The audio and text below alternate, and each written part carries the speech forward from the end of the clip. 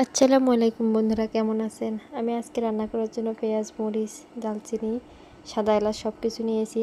একটু আদা রসুন বাটা দিয়ে দিলাম, দিয়ে ভালো করে ভাজিয়ে নেবো এগুলো, যাতে আদা রসুনের কাঁচা গন্ধটা চলে যায়। এই তো লাল লাল করে ভাজা হয়ে গিয়েছে।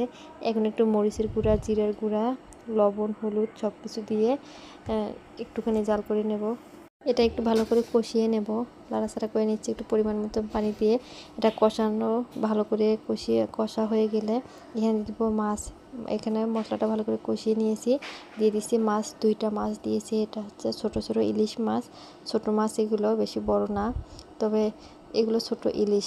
এই জন্য একটু ভালো করে কষিয়ে নেব। কাঁচা মাছ যেহেতু, এপিঠ ওপিঠ ভালো করে উল্টে পাল্টে কষিয়ে নেব একটু ঢাকনা দিয়ে। তারপরে আবার ঢাকনা খুলে ওপিঠে উল্টে দেব। ভালো করে কষানো হয়ে গেলে দেখেন কত সুন্দর কষানো হয়ে গিয়েছে।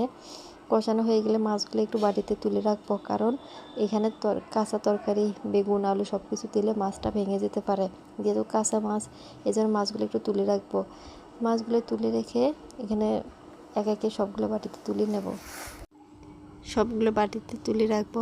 বাটিতে তুলে রেখে এখানে দিয়ে দেবো আলু, বেগুনগুলো ভালো করে কেটে ধুয়ে পরিষ্কার করে রেখেছি, এগুলো দিয়ে দেব মশলাটাতে। দিয়ে ভালো করে কষিয়ে নেব। এই জন্য মাছগুলো তুলে নিচ্ছি সবগুলো।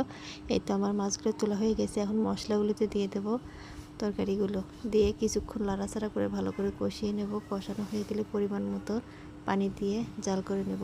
এই তো সব কিছু হয়ে এসেছে, ভালো করে কষিয়ে নেব এটা। এই দেখেন কত সুন্দর করে মশলাটা মাখা হয়ে গিয়েছে। এখন কিছুক্ষণ ঢাকনা দিয়ে কষিয়ে নেব। বেগুনগুলো সিদ্ধ হয়ে গিয়েছে, আলুগুলো হালকা সিদ্ধ হয়ে এসেছে। এখন একটু পরিমাণ মতো পানি দিয়ে জাল করে নেব। এই তো আমার পরিমাণ মতো পানি দিয়ে জাল করে নিচ্ছি। তরকারিটা কত সুন্দর হয়ে এসেছে।